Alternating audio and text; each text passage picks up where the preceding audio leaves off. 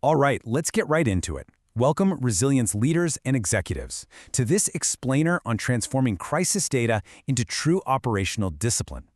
Today, we're unpacking a masterclass that tackles one of the absolute most dangerous moments in any major incident. You know the one. It's that moment you think you know exactly what's going on, but actually, you really don't. We're going to explore exactly how to build a decision-oriented point of truth.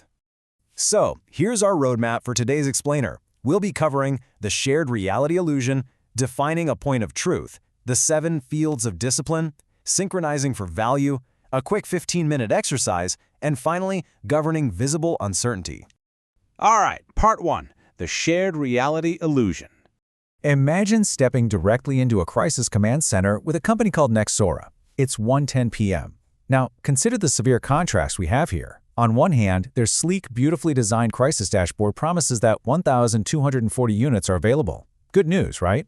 But wait, the stark reality down on the factory floor is that the quality team has only actually released 620 units. That is a massive discrepancy. And this brings us to a huge takeaway. One shared screen absolutely does not equal one shared reality. Centralizing your information into a pretty dashboard just isn't enough. When crucial context, things like time, status, and confidence, remains totally invisible to the crisis team, your dashboard does something incredibly dangerous. It takes real operational divergence and magically disguises it as false certainty. Let's move on to part 2, defining a point of truth. Because of that immense danger we just talked about, we have to completely reframe our approach. A point of truth? It isn't some infallible golden number on a screen. Rather, it's a shared, decision-oriented representation. This means every single piece of data has to strictly maintain its provenance, meaning where it actually came from, along with its time, its current status, its confidence level, and its operational consequence. If you take away just one thing from this section, let it be this. The primary goal of a point of truth isn't to just magically erase disagreement or pretend we have all the answers. The goal is to make that uncertainty visible. You want to make sure it's qualified and ultimately make it governable. Because let's face it, you cannot manage a crisis if you're actively hiding the gaps in your own knowledge. Part 3, 7 fields of discipline. So how do we actually do this? How do we qualify information with that kind of rigor? Well, we do it by applying 7 strict fields of discipline to every critical item. For every object your team is looking at, they need to answer these questions to create one unified situation record. What object are we observing? What's the source? At what exact time was this true? What's its status? Are we talking about a confirmed fact, a hypothesis, an interpretation, or maybe just a temporary decision? How confident are we? What's the impact on value? And lastly, who owns the validation and what's their deadline? Let's see this in action with Nexora. They take that dangerously ambiguous claim of 1,240 units available, and they break it down into a precise, qualified timeline. At 12:25 p.m., physical presence of the units was confirmed, high confidence.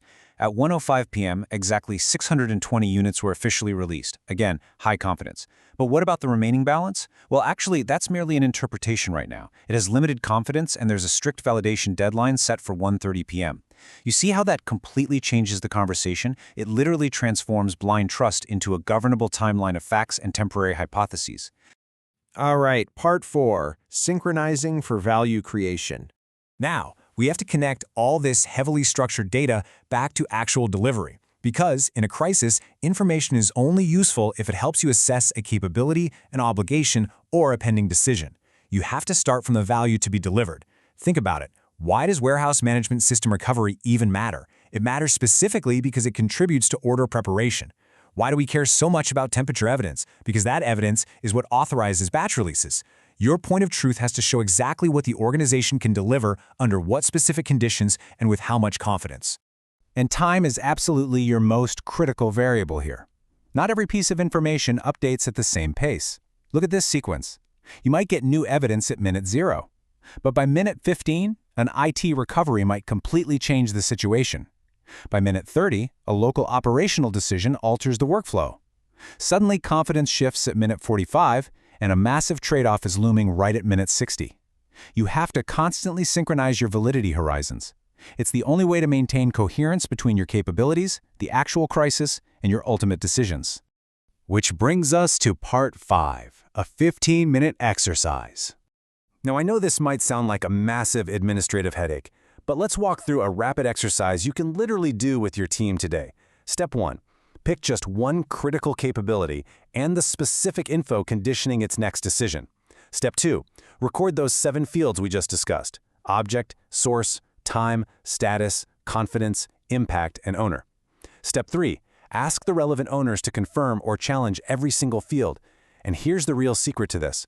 Any field that stays empty or sparks an argument, that reveals exactly what work is urgently required by your team right this very second.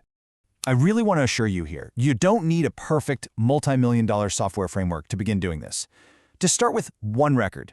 A single sheet of paper and 15 minutes with your team can expose critical divergences that a shiny, expensive dashboard would have kept perfectly hidden until it was way too late. Finally, Part 6. Governing visible uncertainty. Let's wrap up by looking at how we actually make these imperfect but absolutely essential operational decisions. Now, an environment like Arkeionis.app is incredibly powerful for structuring, connecting, and visualizing all this data. But notice the balance here. Humans still own the information.